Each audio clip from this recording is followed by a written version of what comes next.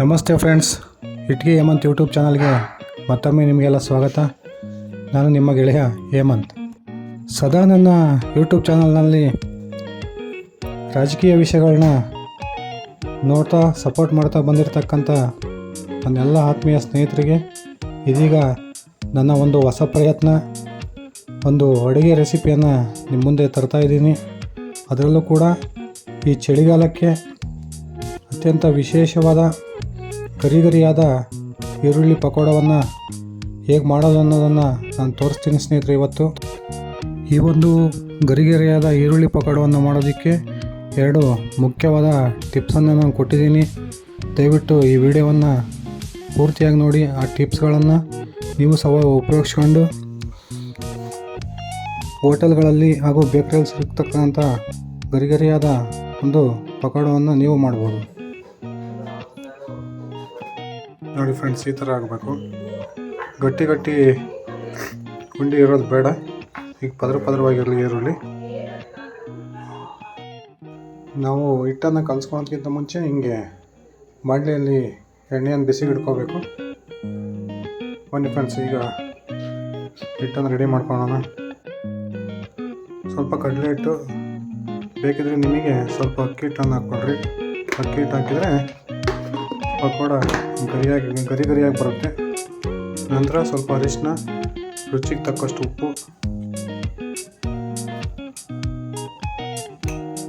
ಸ್ವಲ್ಪ ಅಜ್ವಾನ,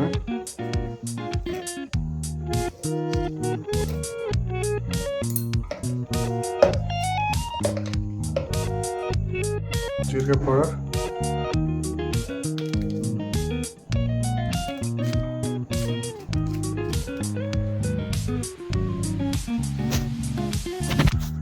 ಸ್ವಲ್ಪ ಕೊತ್ತಂಬರಿ ಕಾಳನ್ನು ಹಾಕ್ಕೊಡ್ರಿ. ಇಡೀ ಕಾಳು ತುಂಬ ಅದು ತಿನ್ನುವಾಗ ಬಾಯಿಗೆ ಚೆನ್ನಾಗಿ ಸಿಗುತ್ತೆ.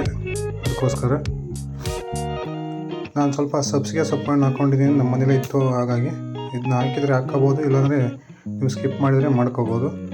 ಅದೇ ರೀತಿ ಖಾರಕ್ಕೆ ನಿಮ್ಗೆ ಎಷ್ಟು ಖಾರ ಬೇಕೋ ಅಷ್ಟು ರೆಡ್ ಚಿಲ್ಲಿ ಪೌಡ್ರ್ ಹಾಕ್ಕೊಳ್ಳಿ. ಇಲ್ಲಾಂದರೆ ಬೇಕಿದ್ರೆ ಹಸಿಮೆಣಸಿಕಾಯನ್ನು ಉದ್ದುದ್ದಕ್ಕೆ ಕಟ್ ಮಾಡ್ಕೊಂಡು ಹಾಕ್ಕೋಬೋದು. ನಂತರ ಎಣ್ಣೆಯನ್ನು ಬಿಸಿಗೆ ಇಟ್ಟಿದ್ವಲ್ಲ, ಎಣ್ಣೆ ತೆಗೆದು ಸ್ವಲ್ಪ ಈ ಹಿಟ್ಟಿನ ಮಿಕ್ಸಿಗೆ ಹಾಕ್ಕೊಡ್ರಿ. ಸ್ನೇಹಿತರೆ, ಇದರಲ್ಲಿ ಏನು ಒಂದು ಮೇನು ಅಂದರೆ ಯಾವುದೇ ಕಾರಣಕ್ಕೂ ಸೋಡಾವನ್ನು ಯೂಸ್ ಮಾಡಬೇಡಿ. ಸೋಡಾ ಯೂಸ್ ಮಾಡಲಿಲ್ಲ ಅಂದರೆ ಕ್ರಿಸ್ಪಿಯಾಗಿ ತುಂಬ ಚೆನ್ನಾಗಿ ಬರುತ್ತೆ ಪಕೋಡ. ಇದರ ಸ್ಪೆಷಾಲಿಟಿನೇ ಸೋಡಾ ಯೂಸ್ ಮಾಡಿಲ್ದಂಗೆ ಮಾಡೋದು. ಚೆನ್ನಾಗಿ ಕಲಿಸ್ಕೊಳ್ಳಿ. ತುಂಬ ನೀರು ಹಾಕೋಳಕ್ಕೆ ಹೋಗ್ಬೇಡ್ರಿ. ಈ ಹಿಟ್ಟು ಉದುರಾಗಿದ್ರೇ ಪಕೋಡ ಚೆನ್ನಾಗಿ ಬರೋದು. ಸ್ವಲ್ಪ ನೀರು ಯೂಸ್ ಮಾಡಿರಿ. ಈಗ ಗಟ್ಟಿಯಾಗಿ ಕಲಿಸ್ಕೊಳ್ಳಿ ಸ್ನೇಹಿತರೆ. ನೋಡಿ, ಇವತ್ತಕ್ಕೆ ಬಂದಿದೆ.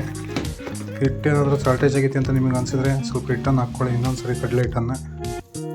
ಈಗ ಬಿಸಿಯಾಗಿರ್ತಕ್ಕಂಥ ಎಣ್ಣೆಗೆ ನಿಮಗೆ ಯಾವ ಆಕಾರದಲ್ಲಿ ಬೇಕೋ ಆ ಆಕಾರದಲ್ಲಿ ಪಕೋಡವನ್ನು ಹಾಕ್ಕೊಳ್ಳಿ. ನಾನು ನೋಡಿ ಈಗ ಹಾಕ್ತಾಯಿದ್ದೀನಿ.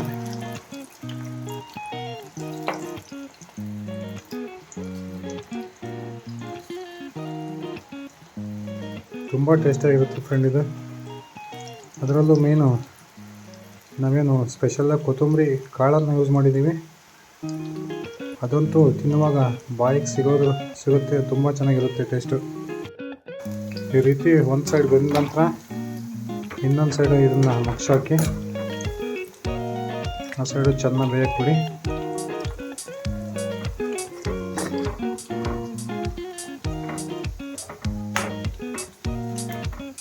ಅದು ಫ್ರೆಂಡ್ಸ್, ಒಳ್ಳೆ ಕಲರ್ ಬರ್ತಾಯಿದೆ. ಇದರಲ್ಲಿ ಮೇನ್ ಎರಡು ನೀವು ಗಮನಿಸಬೇಕಾಗಿರೋದು ಅಂದರೆ, ಒಂದು, ನಾನಿಲ್ಲಿ ಸೋಡಾವನ್ನು ಯೂಸ್ ಮಾಡಿಲ್ಲ. ಅದೇ ರೀತಿ ಇನ್ನೊಂದು ಸ್ಪೆಷಲ್ ಇಂಗ್ರೀಡಿಯೆಂಟ್ ಅಂತ ಕೊತ್ತಂಬರಿ ಕಾಳನ್ನು, ಇಡೀ ಕಾಳನ್ನು ಹಾಕಿದ್ದೀನಿ.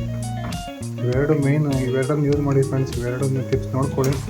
ಖಂಡಿತವಾಗ್ಲೂ ನಿಮಗೂ ಕೂಡ ತುಂಬ ಚೆನ್ನಾಗಿ ಬರುತ್ತೆ ಪಕೋಡ.